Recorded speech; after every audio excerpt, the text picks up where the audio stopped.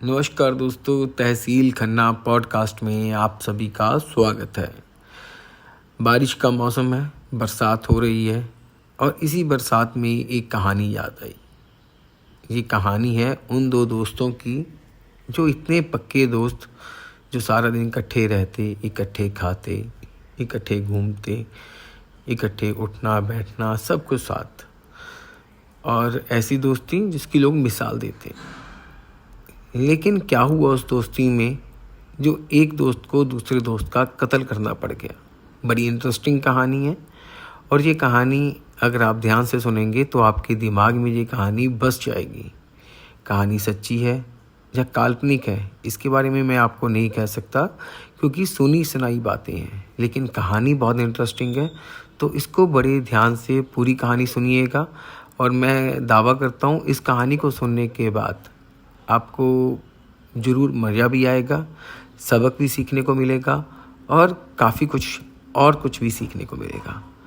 तो दो दोस्त इतने गहरे, छोटे होते से ही एक दूसरे के साथ की दोस्ती थी, जो भी काम करना इकट्ठे करना। एक बार की बात है, दोनों जाम खड़का रहे थे, शराब पी रहे थे और बारिश हो रही थी बहुत तेज। जो बारिश हो रही थी, जब बारिश की बूंदें ज़मीन पर गिरती थी तो वो एक बुलबुलों की तरह फूटती थी। तो उसके एक दोस्त ने बात करते करते अपने दूसरे दोस्त को कहा कि अगर मैं तुम्हें आज मार दूं तो ये बताओ कि तुम्हारी मौत की गवाही कौन देगा। ये बात सुनकर दूसरा दोस्त हंस पड़ा और बोला कि अगर तुम मुझे मार दोगे तो इस मेरी मौत की गवाही ये बारिश देगी।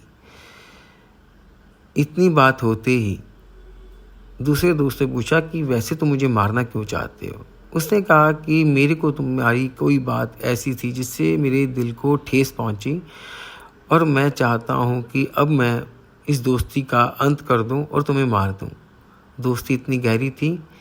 दूसरे दोस्त ने कहा ठीक है, अगर तुम मुझे मार कर ही दोस्ती ख़त्म करना चाहते हो कर दो, लेकिन एक बात याद रखना, ये जो बारिश का पानी है, जो ये बारिश है, ये मेरी मौत की गवाही देगी। ये बात सुनकर जिस दोस्त ने मारने की बात की वो ज़ोर ज़ोर से हंसने लगा। जब वो हंसने लगा, उसकी हंसी को देखकर दूसरा दोस्त भी हंस पड़ा। उसके भी चेहरे थे हंसी छूट गई। और ये बात देखकर, उसको हंसता देखकर, जो दोस्त उसे मारना चाहता उसने पूछा कि तुम क्यों हंस रहे हो। मैं तो तुम्हें मारने लगा हूँ इसलिए हंस रहा हूँ, तुम क्यों हंस रहे हो। तो इतनी बात सुनकर दूसरा दोस्त बोला कि मैं इसलिए हंस रहा हूँ कि आज तुम मुझे मार दोगे, लेकिन तुम सोचते हो कि तुम बच जाओगे, तुम कभी नहीं बचोगे। तुम्हें तुम्हारा ये पाप कहीं ना कहीं, कभी ना कभी पकड़ देगा और तुम्हें सज़ा ज़रूर देगा। इतनी बात सुनते ही उसके दोस्त ने उसे मार दिया और हंसकर बोला कि बड़ा आया कहने वाला कि मेरी मौत की गवाही ये बारिश का पानी, ये बुलबुलों वाला बारिश मेरी मौत की गवाही देगी। कमाल की बात है, देखते हैं कब देती है। इतना बोलकर उसकी लाश को टिकाने लगाकर वो दोस्त चला गया। उसको 1% भी कोई शर्म नहीं आई कि मैंने अपने दोस्त को मार दिया, ना ही उसे किसी तरह का कोई अपने आप से घृणा हुई। कई साल बीत गए।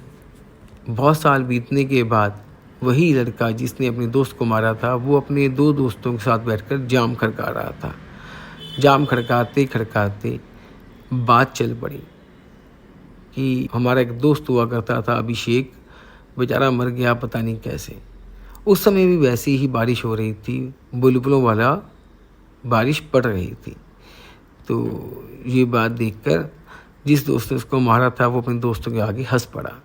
उसकी हंसी को देखकर दोनों दोस्त थोड़े हैरान हुए। उन्होंने कहा कि तुम हंस क्यों रहे हो, हमने तो कोई हंसने वाली बात नहीं की। हमने तो ये दुख जाहिर किया कि हमारा बहुत प्यारा दोस्त था अभिषेक, जो कि आज हमारे बीच में नहीं है, पता नहीं उसको किसने मार दिया।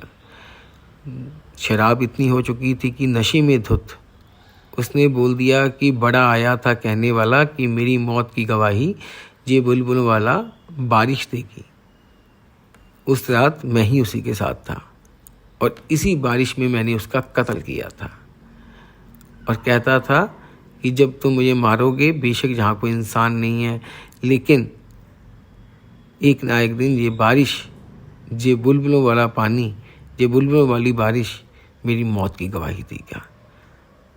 ये बात बोलते ही वो दोनों दोस्त हक्के बक्के रह गए कि क्या बात, इसने अपने खास दोस्त को मार दिया।